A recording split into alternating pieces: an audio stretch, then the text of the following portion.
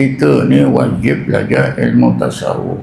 Siapa tinggalkan, itu berarti meninggalkan kewajipan. Macam apa yang saya sebut pagi ini sebahagian daripada maklumat tasawuf kita pelajari. Saya belajar tasawuf ni pun dah kira terlewat, umur dalam 40-an. Baru ingat nak belajar tasawuf, berguru dengan ahli tasawuf. Kenapa? Belajar agama dari bawah hingga ke atas. Ada belajar tasawuf ketika belajar sekolah agama Johor. Darjah 4 sampai darjah khas. Tahun 58 saya dilantik jadi guru agama Johor. Tapi saya tolak sebab saya ingin melanjutkan pelajaran, mendalami pelajaran agama. Jadi saya teruskan belajar. Saya duduk Sekundang ni tuan-tuan, buat rumah tahun 82. Tapi saya pindah duduk rumah tu 85. Masa itu api tak ada, air tak ada. Air saya guna air hujan, buat kolam besar. 12 kali 12 kaki, tinggi 6 kaki. Jadi pergi, air dalam tu berbau. Tak boleh pakai, kotor. Apa itu, macam ada karat-karat besi, bau pun busuk. Api tak ada. Tapi tak lama kemudian, Sekundang ini tubuhkan satu jawatan kuasa. Jawatan kuasa bertindak Kampung Melayu Sekundang. Jawatan kuasa inilah yang memperjuangkan supaya kerajaan masukkan api, masukkan air. Jawatan kuasa inilah yang buat peta kampung ini. Dulu saya mula-mula saya duduk 85 tak ada lagi blok A ke B, C tak ada. Ini kemudian bila dibuat peta besar Kampung Melayu Sekundang, diluluskan oleh Jabatan Pembangunan Bandar dan Desa Selangor. Ini semua saya tahu. Antara jawatan kuasa yang terlibat itu boleh katakan semua dah meninggal. Contohnya apa?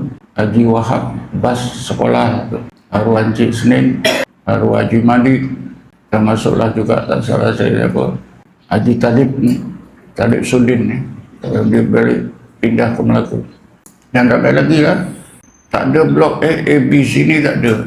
Jadi pada masa itulah tahun 85-86 saya buat surau di tapak masjid yang ada sekarang. Saya buat surau dengan kawan-kawannya. Lebarnya 40 kaki, panjangnya 60 kaki. Kayu saja papan, tapi batu sekerat.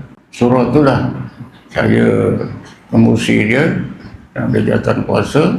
Mulai jemaat pertama tahun 90, saya dengan jawatan kuasa menekat buat sembahyang jemaat yang pertama. Saya ingat tahunnya 90. Minggu pertama bulan Januari, jemaah yang pertama. Itulah akhirnya apa, tindakan kita ni mengadakan solat jemaat di situ menimbulkan kemarahan Tuan Qadhi, menimbulkan kemarahan Datuk Pengulu. Mereka ini repot pada Mufti.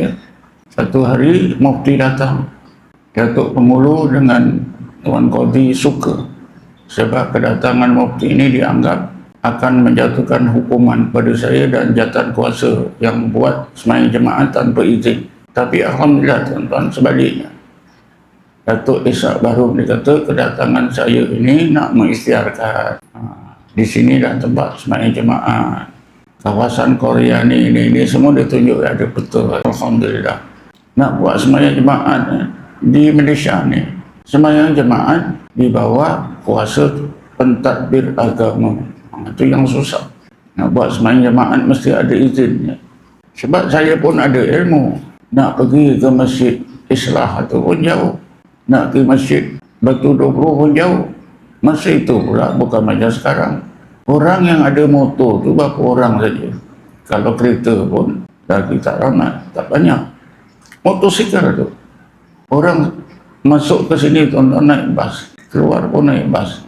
Macam mana nak pergi sembahyang? Itu yang saya fikir kawan, kita dekat je lah. Kalau kita ditangkap lah. Tapi alhamdulillah dengan takdir Allah, Datuk Mufti sendiri datang dengan jawatan kuasa dia. Ya, isytiharkan ini sinilah tempat sembahyang jemaat bagi Kampung Melayu Sekundang. Ada peta kawasan sekali tuan-tuan. Alhamdulillah. Sesudah dapat izin sembahyang jemaat, kawasan masjid itu dan kawasan sekolah agama yang saya memang dah minta diwartakan oleh bahagian apa pembangunan desa dan apa ni bandar dan desa Selangor menerusi apa jabatan ukur ni. Tapi ada jawatan kuasa kampung ini kacau, nak ambil tanah tu. Jadi berperang lah secara diam ni. Tapi oleh kerana saya bertindak ikut undang-undang, saya minta jabatan ukur segera wartakan. Diwartakan. Dalam sebulan sudah diwarta. Walaupun batu-batu tu dicabut, dibuang oleh orang-orang yang nak jadikan tapak masjid dan sekolah agama tu. Untuk apa saya pun tak tahulah. Jadi alhamdulillah. Tapi tak sudah-sudah tuan-tuan. Mereka ni berpakat dengan Perbandaran Selayang, minta Perbandaran Selayang buat gerai tengah-tengah padang masjid. Ada sebuah pintu gerai. Dalam masa 2 bulan dan siap disewakan. Saya jumpa DO Tanah. DO Tanah kata apa saja bangunan di kawasan masjid punya, tak kira siapa yang membangunkan. Saya dapat free lah. Pungut apa sewa 10 gerai. Perbandaran tak boleh ambil. Sampai sekarang dipindahkan ke Turki. Ini cerita dulu tuan-tuan, memang susah. Sekolah agama tu pun tanahnya pun nak diambil, tapi tak tahu projek apa. Ini jawatan kuasa kampung pada masa itulah. Nak dipindahkan mana? Sekolah agama nak dipindahkan di Padang, tepi sana tu depan Tasik.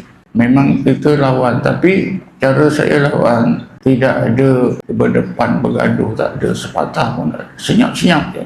Kita pergi pejabat pengurusan masjid, pergi pejabat buku, pergi pejabat pembangunan, itu terus pergi sana tuan-tuan, lebih senang. Jadi mereka ni bantu untuk masjid, untuk sekolah agama. Kalau tidak, tak ada sekolah agama tu tuan-tuan. Kawasan tu nak yang diambil, nak buat perumahan. Sedangkan kawasan itu dulu payah, berlopak-lopak. Tapi masa itu pasir murah, 1 lori RM40 je. Terimbus dengan pasir-pasir. Jadi lopak-lopak air hilang, jadi cantik. Padang tu pun, sekolah tu pun cantik. Dulu banyak lopak-lopak air tuan-tuan. Itu terimbus, kita buat, nampaklah sekarang. Alhamdulillah.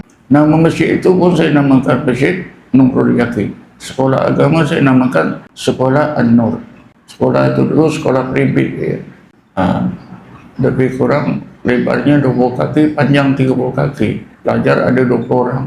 Anak-anak kita di sini lah. Sekarang alhamdulillah ada 2 bangunan blok 3 tingkat. Berharga pun 12 juta, 8 juta. Ini saya ceritakan sejarah ni, siapa yang tak tahu penduduk sini.